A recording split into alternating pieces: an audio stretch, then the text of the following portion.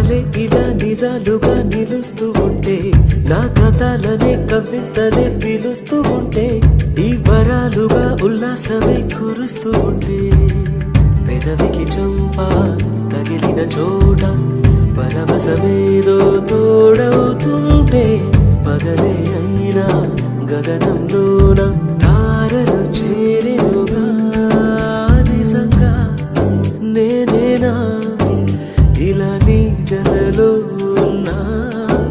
ఇదంతా ప్రేమేనా? ఎన్నో